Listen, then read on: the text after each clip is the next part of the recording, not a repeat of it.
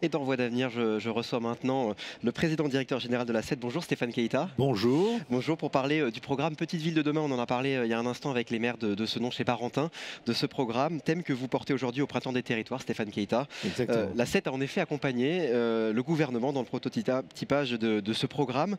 Quelle est l'expérience de la SED et l'expertise spécifique de la SED en matière de stratégie territoriale qui vous a permis de mener à bien cette mission?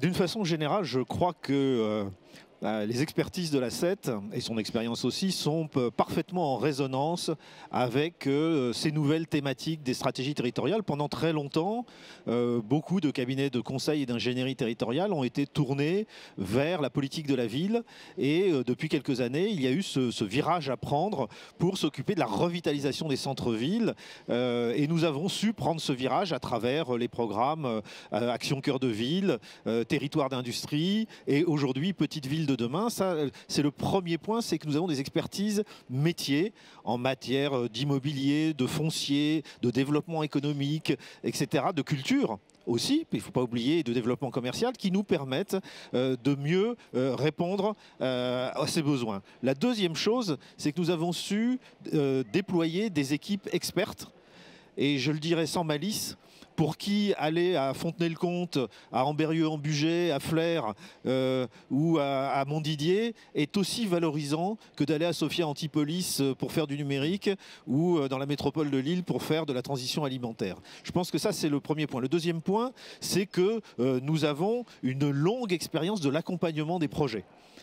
Nous suivons les projets, nous avons une aide à l'exploitation historique, notamment en travaillant avec les EPL, qui nous sert beaucoup dans la compréhension des besoins des collectivités. Et le troisième point, c'est que nous disposons d'un réseau, un réseau social interentreprises qui comprend des centaines d'EPL, d'organismes de logement social, d'établissements publics, etc., avec des milliers de collaborateurs qui interviennent sur des plateformes collaboratives et qui surtout partagent leurs expériences et capitalisent leurs expertises. Et comment et pourquoi finalement ça vous paraît tout ça indispensable au programme Petite Ville de demain et à ses enjeux?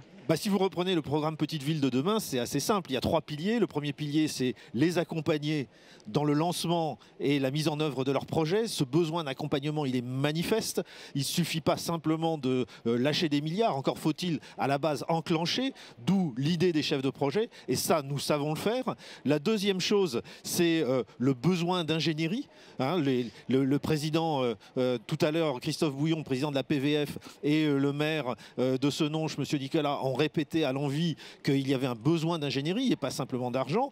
Et le troisième point qui me paraît important, c'est le réseau, la création d'une communauté professionnelle pour permettre à tous les élus, et les élus et les chefs de projet, de partager leurs expériences, de partager leur expertise et d'avancer en, je dirais, provoquant un phénomène d'accélération de l'innovation.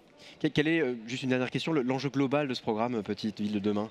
L'enjeu global de ce programme, c'est de faire en sorte qu'il n'y ait pas de territoire à la traîne, qu'il n'y ait pas de territoire oublié et que le développement économique et la croissance profitent à tous et dans le même temps et favoriser évidemment la cohésion sociale à travers la cohésion territoriale. Le Printemps des Territoires, ça représente quoi pour vous, Stéphane Keita? Ce sont des beaux bourgeons et des belles fleurs. Merci beaucoup, Merci. en tout cas à vous, monsieur le président directeur général de la SED, pour votre intervention sur ce programme Petite Ville de demain.